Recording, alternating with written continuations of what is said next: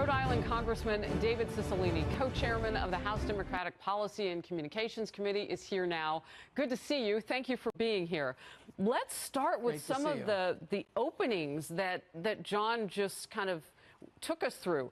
Is there, Congressman, an opening in what John is saying, that this has never been ruled on by the Supreme Court? So does that give that birthright citizenship conversation some oxygen, if you will?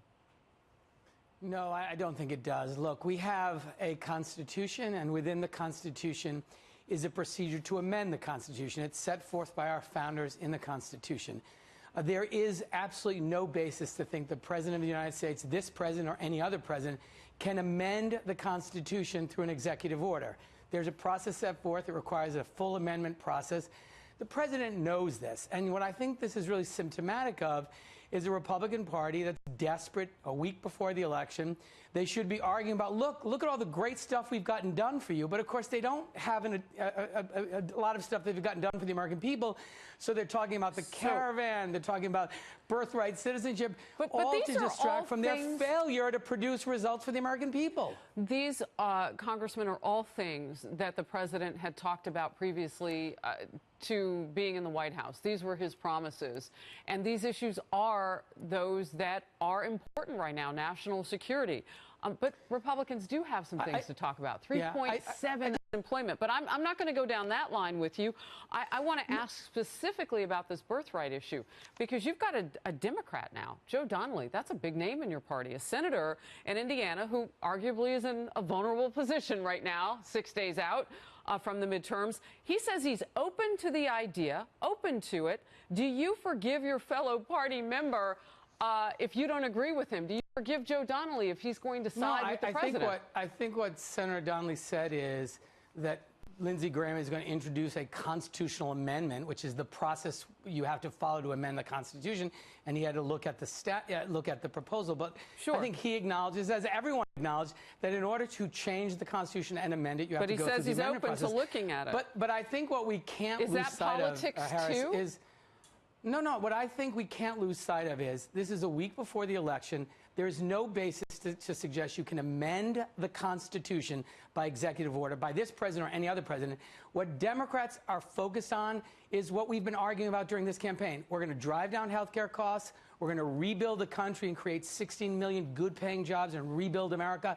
And we're going to take on in a serious way the corruption and the money that's influencing our politics and get the government working for the people again. That's the reason that's winning, is because we're focused on the issues that matter to the American people. What the president is doing and his Republican colleagues are trying to distract from the Democratic agenda and our message, because we're winning and we're going to take back the House, and they want to distract with these other issues a week before the election. I know who you are. I mean, I've seen it. How do you feel about Nancy Pelosi? That is not change. If she takes over as House Speaker again, that is not change. Are those the droids you're looking for? Just to finish on the question of this, the Constitution, I taught constitutional law in a law school.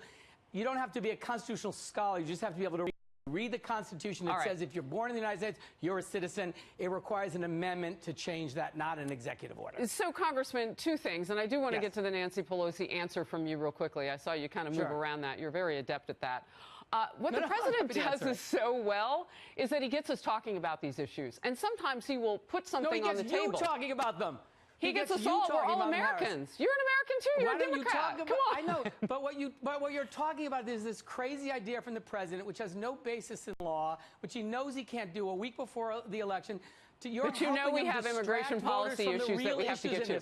All right, Nancy Pelosi, you saw Tim Ryan, representative in your party, run for her position. Is that the person you want as the Speaker, if you should retake the House? Real quickly, and then I got to let you go. Yes, I support Nancy Pelosi. If we retake the House, Democrats will caucus and they'll make that decision. She's been a great leader of our party. My expectation is if she runs, she wins again, and she'll do a terrific job. But guess what? Democrats will decide that. We have lots of people in our caucus, lots of new talent. We got that. We're going to have a leadership team that's really diverse, that's going to represent our caucus, that's going to harness a lot of new energy. There's just some complaining in your party, some socialists, a few people who are younger, millennials, that might not be the place they want to go. I'm hoping you'll come back because I've got to let you go. Congressman Cicilline of the state of Rhode Island, thank you very much. Always good to talk.